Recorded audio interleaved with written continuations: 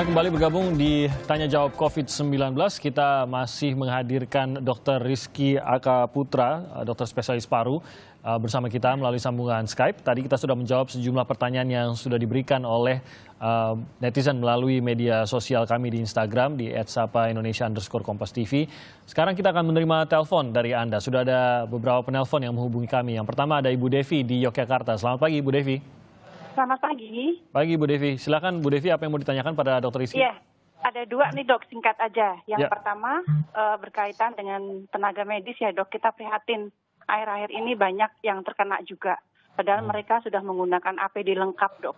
Itu penjelasannya bagaimana dok, kok bisa kena juga begitu.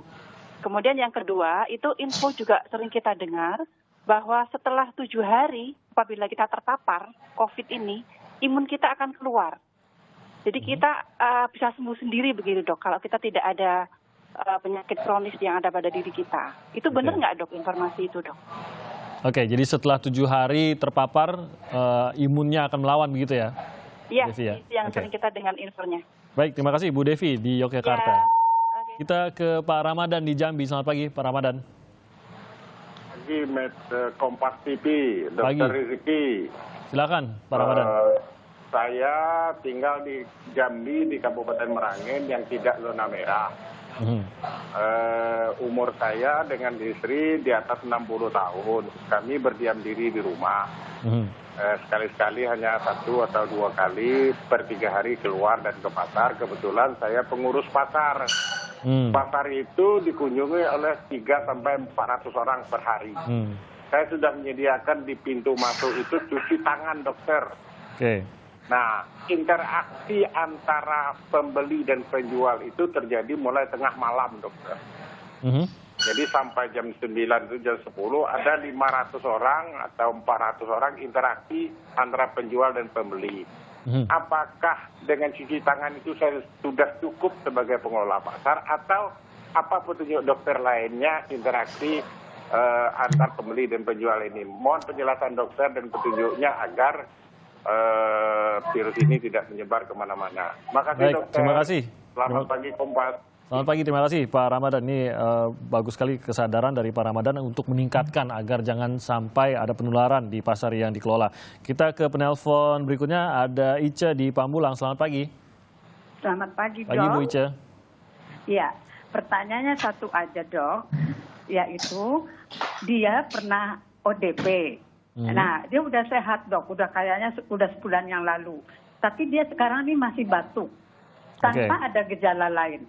Nah, dia penasaran, dia sekarang ngikutin aturan-aturan yang baik. Dia berjemur, dia konsumsi vitamin C, vitamin E, dan lain sebagainya. Pokoknya dia merasa sehat, tapi itu batuk masih ada. Apakah dengan memenuhi aturan-aturan itu, kalaupun ada virus di dalamnya, virus itu sudah mati belum dok? Itu aja dok. Terima kasih, selamat pagi.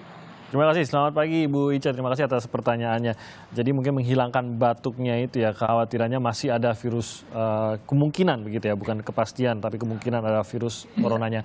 Baik, Dr. Rizky, kita langsung jawab pertanyaan-pertanyaan dari para penelpon. Yang pertama mengenai tenaga medis.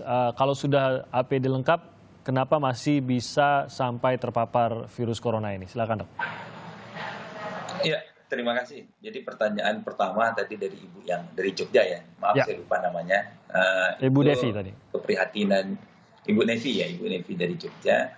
Itu terima kasih atas keperhatiannya terhadap tenaga medis. Memang ada beberapa tenaga medis yang terkena virus corona tersebut. Nah, mereka sudah melakukan pencegahan pada saat berhubungan dengan pasien, itu pasti sudah terjadi. Tapi mungkin ada beberapa hal yang sulit dihindari pada saat itu.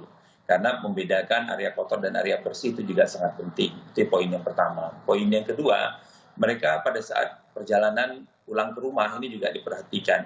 Jadi beberapa tenaga medis yang terkena itu kita tracking perjalanannya, ada beberapa memang justru mendapatkan itu dari luar. Ini yang mesti jadi perhatian kita. Untuk tata laksananya tetap sama. Jika ada tenaga medis yang terkena, jika keluhannya sedang dan berat, itu akan kita lakukan perawatan di rumah sakit. Kemudian kita juga akan melakukan tracking, dia berhubungan sama siapa saja, supaya ini nggak akan menyebar lebih luas lagi. Dan yang pasti dia tidak akan melayani pengobatan terhadap pasien. Yep. Kemudian untuk pertanyaan kedua imunitas ya, keluarnya kapan pada saat terpapar corona? Oh, yang masalah imunitas ya. Jadi prinsipnya infeksi virus itu sebagian besar sifatnya self-limiting disease. Maksudnya self-limiting disease itu dapat sembuh dengan sendirinya. Tentu saja orang-orang yang dapat sembuh dengan sendirinya itu biasanya tidak muncul gejala asimptomatik atau muncul gejala dengan keluhan ringan saja. Nah, imunitas ini juga sangat tergantung sekali. Kalau memang daya imunitasnya baik, dia dapat mengeliminir tuh infeksi COVID tadi. Tetapi beberapa orang mau usia tua, usia muda, jika imunitasnya tidak baik, tentu saja sangat sulit untuk dapat self-limiting. Mungkin bahkan bisa menjadi berat. Tentu saja hal ini nggak banyak pada pasien-pasien. Lebih banyak pasien itu dapat sembuh dengan sendiri, dengan daya imunnya yang kuat. Karena imunitasnya itu tadi ya. Oke, kita ke penelpon kedua tadi, Pak Ramadan, mungkin boleh diberikan arahan maupun sarannya. Pak Ramadan, sejauh ini hanya menyediakan tempat mencuci tangan sebelum memasuki pasar. Apakah ada protokol lain yang mungkin harus diikuti atau diterapkan di pasar yang dikelola oleh Pak Ramadan ini, Dok?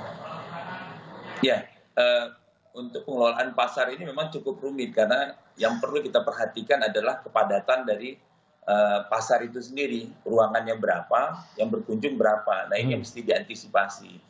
Tentu saja pengelolaan pasar ini tidak cukup hanya dengan menyediakan hand sanitizer atau tempat cuci tangan, tetapi juga harus dibuat pola-pola bagaimana menjaga jarak antara masing-masing pengunjung. Pengunjung yang satu dengan yang dua itu tetap harus ada social distancing-nya. Yang pertama. Yang kedua, setiap pengunjung yang datang itu wajib mengenakan masker. Jadi diupayakan ada aturan di pasar tadi. Jika tidak menggunakan masker, maka tidak bisa dilayani. Atau ini aturan nasional juga toh, begitu kan, Dok? Iya, betul. Nah, itu mesti tetap ditetapkan di pasar tersebut. Nah, ini Pak Ramadan juga mesti memperhatikan, ini ruangannya sebesar apa pasarnya. Nah, kalau ruangannya sangat sempit sekali, artinya harus ada pembatasan yang masuk ke area tersebut. Yang lain mengantri di luar dengan jarak-jarak yang memang sudah ditetapkan. Jadi jangan sampai ada kerumunan orang berada di dalam itu dalam jarak yang sangat berdekatan, karena tentu saja ini berisiko buat orang yang berkunjung dan maupun pedagang. Berarti mewajibkan masker. Dan masuk dan keluar itu wajib cuci tangan. Oke, wajib memakai masker, wajib cuci tangan, dan membatasi jumlah orang yang bersamaan ada di dalam pasar itu tadi. Ini mungkin masukan untuk Pak Ramadan ya. Oke, yang terakhir boleh dijawab, Dok, untuk dari Bu Ica mengenai seorang yang ODP sudah sehat rasanya, sudah melakukan semuanya, minum vitamin dan lain-lain, tapi batuknya tidak hilang. Apa yang harus dikhawatirkan di sini? Ya, jadi jika dia dalam status orang dalam pengamatan, maka mesti dilihat lagi gejala klinis yang muncul. Dan ini juga mesti dilihat ada faktor komorbid lain atau tidak.